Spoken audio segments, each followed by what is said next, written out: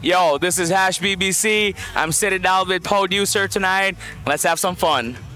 Go. All right, man. Well, I've been doing the same questions because I just think they're good. How did you come up with your name? Is there any story behind it? Holy shit, that's a fun story. So, to be honest with you, the hash is just a short form for hashtag, but the BBC really means, so I moved here in 2013, and I moved here for my master's, and in my first semester, my grades were BBC. So that's when I really thought that I should get into music more than just, go through my regular route. But overall, yeah, that's how the name came. And there's a second story to it, which is my friends back in college, so I'm originally from India. Oh. And my friends back in India, there's this slang that people use like in the US, every damn thing is like fuck, right? Right. And then in India they use penchod, which is just penchod, yeah.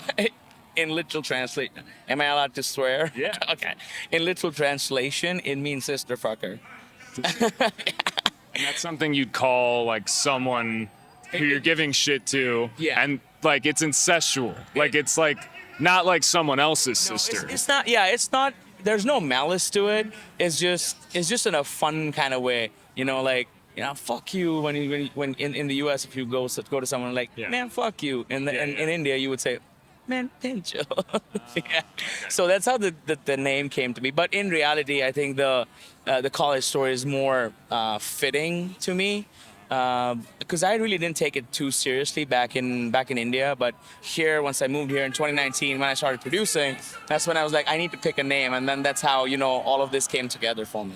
So how does I just didn't connect the dots on how the slang connects to your name. So, Bancho, if you split it, it's BC, right?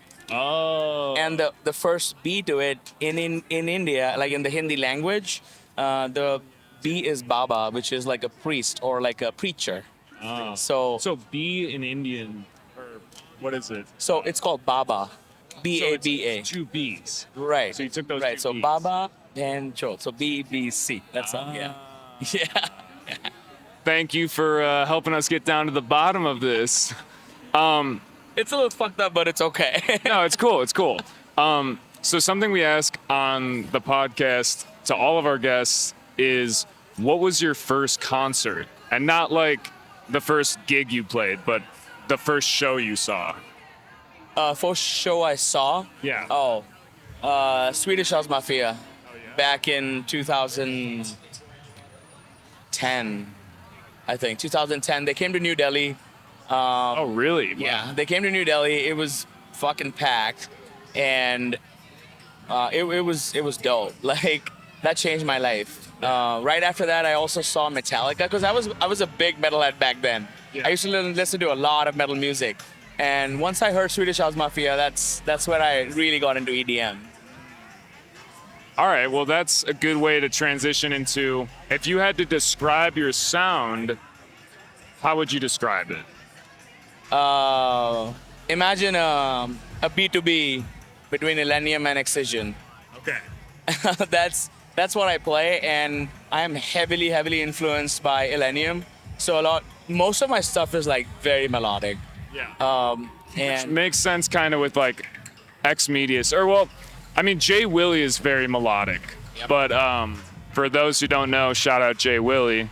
But I mean, I was talking to Abel Gray, the owner of X-Medius, and he was saying there's no specific sound to it, but it does, in my mind, fit.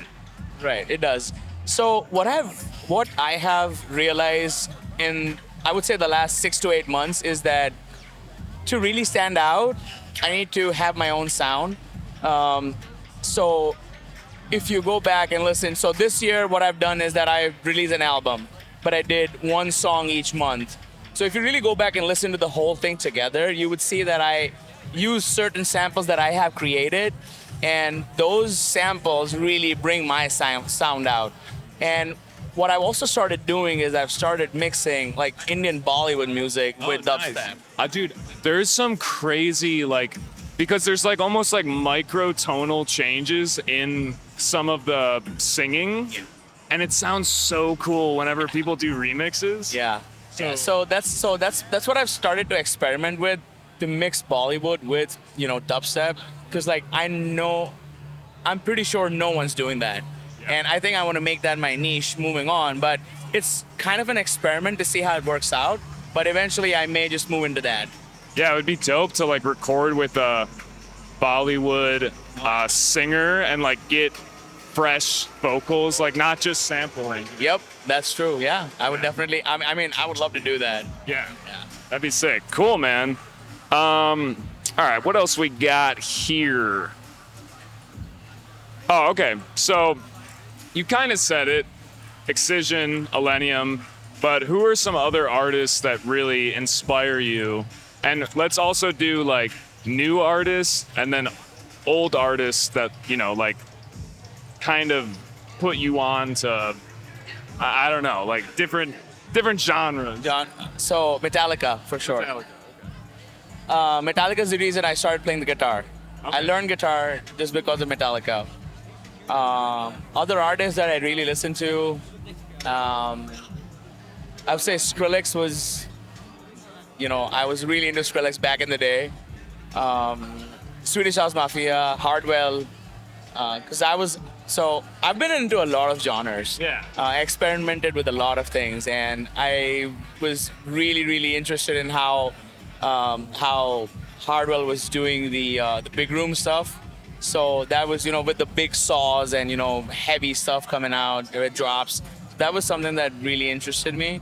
So yeah, I think those are the artists. What about anything new? New, dude, Peter, Abel Gray. Yeah, he is one kick-ass producer, dude.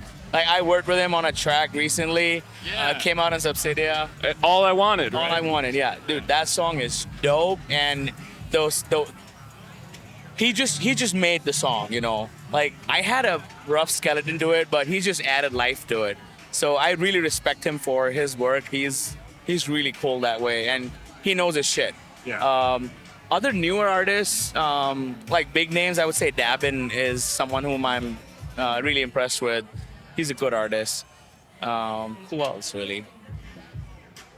Yeah, I would say Dabin for sure. Yeah. For sure. Cool.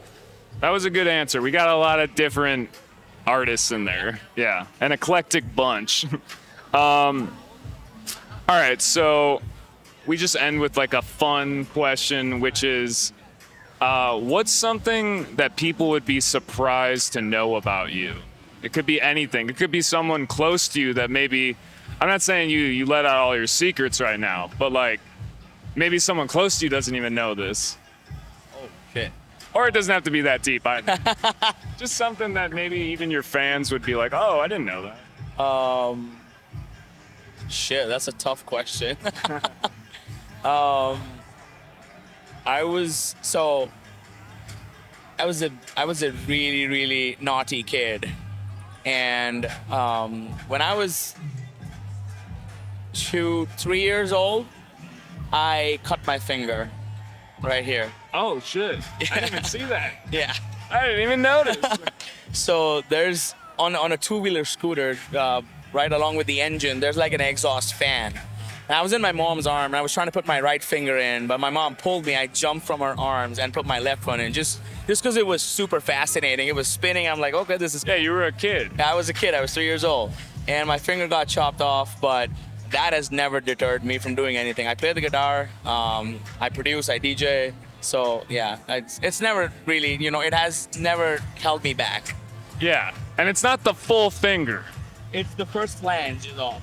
first The first flange is out. Yeah. Interesting. That is something that maybe, I don't even know. Yeah, someone would see you DJing and be like, wait a minute. Is he missing that finger? Cool, man. Well, thank you. That was a good answer.